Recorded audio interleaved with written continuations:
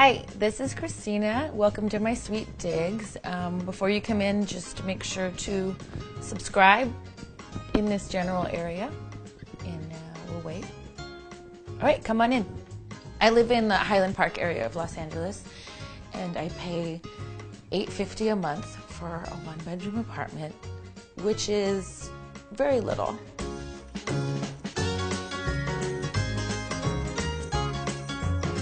This is my living room.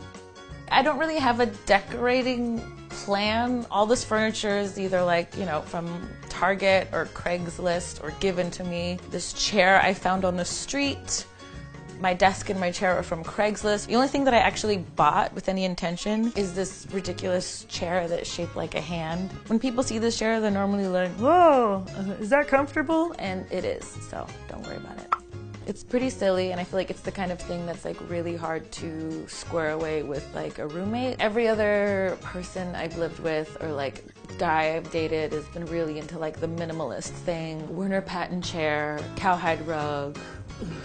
I kind of just like stuff that makes me happy. A lot of the things that are on the walls are either art that people have given me or I've purchased. I am a writer and a comedian. I was an art critic for 7 years before I got seriously into comedy. I love it. This print is by an artist and a dear friend of mine named Megan Gordon. That is actually my hand doing an awkward dance. I like the contrast of stuff that is really nice that I've paid to get framed versus stuff that I just threw up there. There's 3 closets and they're all big.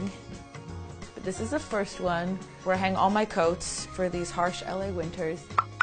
I have a thing for cheeseburgers and hot dogs. My phone is a hot dog. Cheeseburger piggy bank, purse in the shape of a Pink's hot dog. My favorite is in the kitchen. This is President Little Hamburger Man, and it's actually a marionette puppet that my boyfriend made when he was a kid. Kitschy stuff has always been something I've been into, just stuff that's shaped like other stuff. Oh, a purse that's shaped like lips. Here's a teapot that's shaped like an elephant. I just really like it, and it brings me joy to have silly things around. The floor in this place is a really gross vinyl floor from the 70s, so I actually paid with my own money to just put a slightly cuter vinyl floor in here. The thing about this kitchen is that it's very small, and these are fake drawers. Everything's kind of out in jars and on the walls. Mostly this is a place for more stuff because not a whole lot of cooking goes down in here. This is a pantry, but the bottom is the comedy cubby. Props or costumes or anything that I need to use for my act. A fake mustache, fake blood, nipple pasties. Laugh at me because I'm different. I laugh at you because you're all the same. And I bought 2. I can't even get in there without having a bunch of stuff spill out. Come this way. This is the hallway, which is just more of a liminal space. This is closet number 2, and it's the biggest one, and it's where I shove things before people come over, such as yourself. And then here is the bathroom, which is pretty small as well. This is really where the magic happens.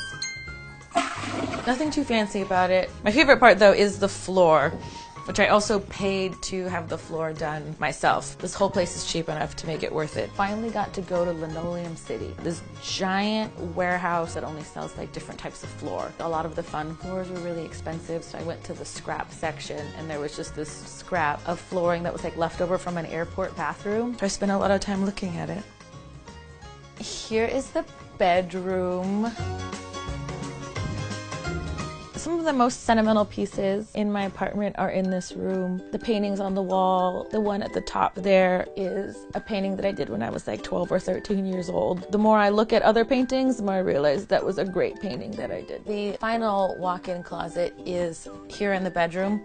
Oh look, it's more clothes and shoes. There's no light in here, so I can only open it during the day. I found this place through a friend of a friend. There's an artist I was working with at the time. His assistant overheard that I was looking for a place to live and said, oh, I live in this really great little building and it's very cheap. The apartment at the end of the hall has been empty for a month. I called the owners. I just said, I'm gonna move in. And I think I was here for a full week before the owner actually came by with the lease and we signed it. By far the best way to find a place in LA is to just know somebody who knows somebody who knows a guy who knows a girl. Everyone else who lives here has lived here for a very long time, and we're very neighborly. There are a few times when I first moved in that my neighbor would knock on the door and be like, "Hey, I made too much ziti, so you should come over and eat some of this ziti." I think because the building is small and everyone's pretty close together, it feels more neighborly than most places I've lived. I do live here alone. Santi is my boyfriend, and we actually tried living together here. We nearly drove each other nuts because this place is very small. So he has his own place now, and we are sort of regrouping and trying to figure out how to make it work. We both work from home. I feel like the only thing that can make this space work for us is getting like a separate like studio or office space, which would kind of cancel out saving money on rent. But saving money on rent should not be the primary reason for moving in with someone in the first place. Reconciling like love and real estate in Los Angeles is a cruel math, and we're still trying to figure out how to do that. My favorite part of this neighborhood is that it's very walkable. Within like 3 blocks there is coffee, breakfast, a nice bar, and a 24-hour taco stand, and the train station. So why I would go anywhere else in the city is beyond me.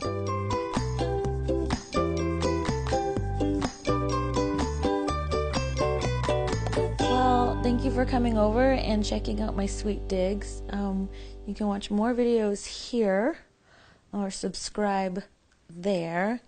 And I'm gonna check my email, but I will see you around.